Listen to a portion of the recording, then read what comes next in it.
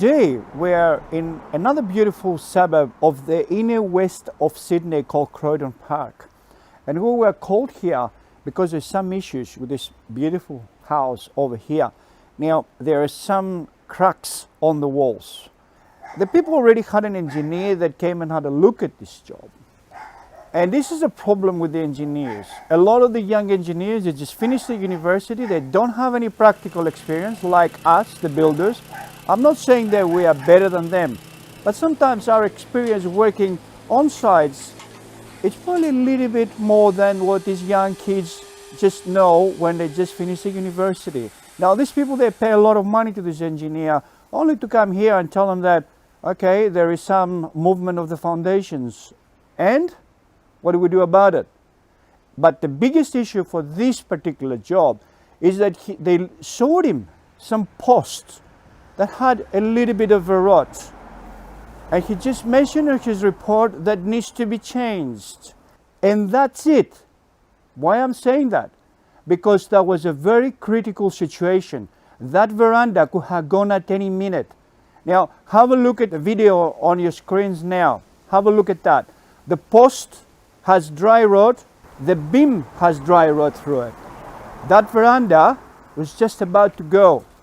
When I saw that, straight away, I instructed my guys to just bring a strong buoy, the acrobat that you see here now on your screens, and I secured it.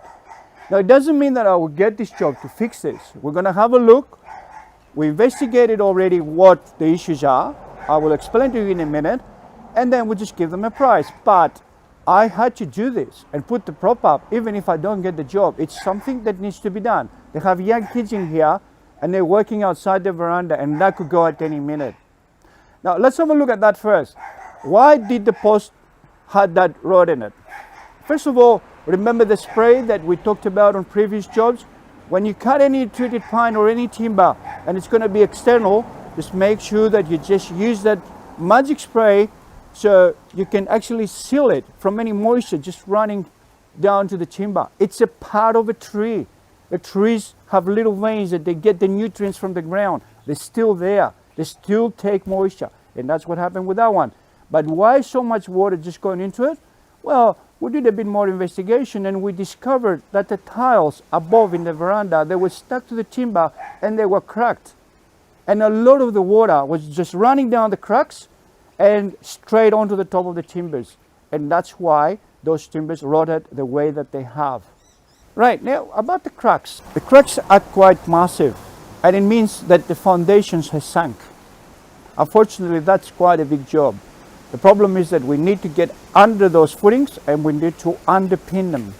But I just had a little bit of a better look around, and I've noticed quite a few things that they're actually wrong. Now, when you look at the house from that side there, as you can see now on your screens, you can see the roof, and you can see that the roof is sagging. The main wall that separates the two front buildings here, and you can see on your screens now that the roof is sagging. So we have to investigate and find out why the roof is sagging. That's number one. The second thing that we've noticed is that this wall in here, it has a lot of cracks, like I said to you before, right through the inside walls, everything. They're full of cracks. But this wall here, it's just leaning out by about that much. And that's because it started with the sinking of the foundations, but because there's a lot of weight at the top here from the roof that is sagging, and also from the two air conditioning units that they put up there.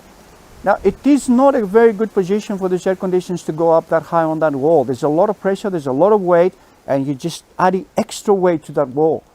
So next time, just have a good look and see if that position is good for your air conditioners. That could be dangerous, because you can see now, it's very hard to see on your screens, but I can see that the wall has gone out at the top and to the middle by about 1 centimeter. Now, that is a lot. Believe it or not, that's a lot. 1 centimeter of the wall leaning out, it means that it's on its way out. It can only get worse. So, see you on another segment of the Solutioneers. Remember, we have the solutions. Give us a call when you have any issues, even if you want to do renovation or extension or anything like that, and we can help you out. Thank you for watching. See you next time.